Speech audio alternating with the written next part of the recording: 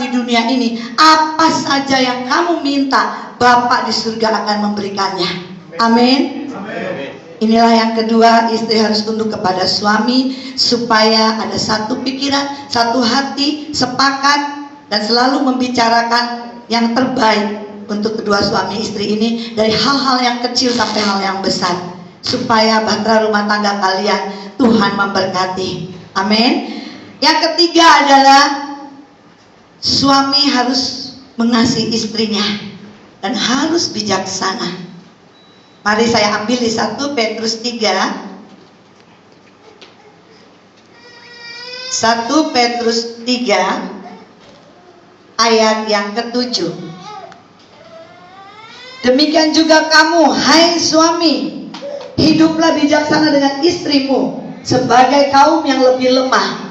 Hormatilah mereka sebagai teman pewaris dari kasih karunia, yaitu kehidupan, supaya doamu jangan terhalang. Amin saudara.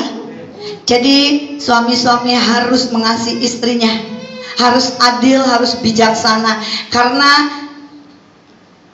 doa seorang suami akan dijawab Tuhan ketika mereka mengasihi istrinya. Dan jelas di dalam firman Tuhan ini, kalau suami mengasihi istrinya, doa-doa mereka tidak akan terhalang. Amin saudara-saudara.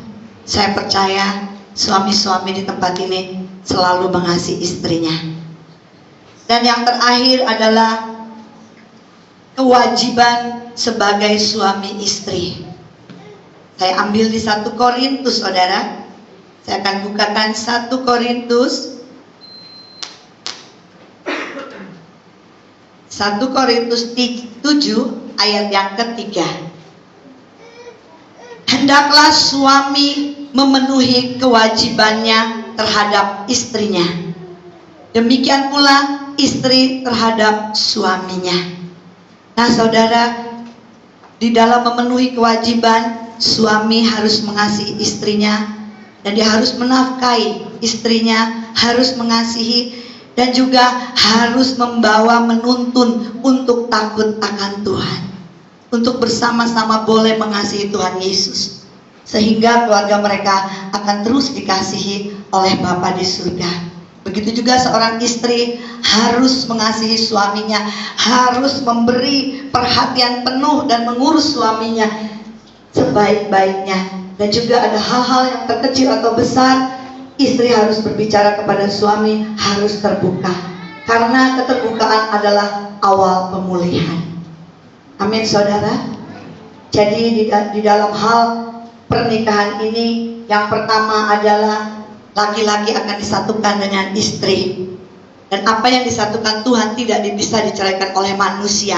Dan yang kedua, istri harus tunduk kepada suami. Ketiga, suami harus mengasihi istri karena supaya doa-doa mereka tidak terhalang.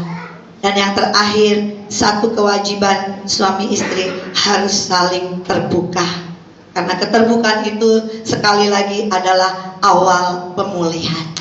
Terima kasih, Tuhan memberkati, dan saya percaya pernikahan ini kita ada sama-sama di Galilea, di Kana, karena Tuhan ada bersama kita. Terima kasih, Tuhan memberkati. Kita akan berdoa saudara. Mari kita tutup mata dan satukan hati kita dengan kasih Kristus. Terima kasih Bapa di surga, kami mengucap syukur Tuhan. Engkau begitu luar biasa, Engkau begitu baik, sangat baik untuk setiap suami istri yang terus disatukan Tuhan. Kami percaya Tuhan Yesus, istri-istri akan tunduk kepada suami, dan suami akan mengasihi istrinya sehingga doa-doa mereka tidak terhalang, dan kewajiban suami istri akan terpenuhi karena kasih Kristus. Di dalam nama Tuhan Yesus kami sudah berdoa dan mengucap syukur Tuhan, dan mujizat itu akan terus ada bersama keluarga kedua mempelai dan semua yang ada di tempat ini. Terima kasih, terpujilah Engkau Bapa.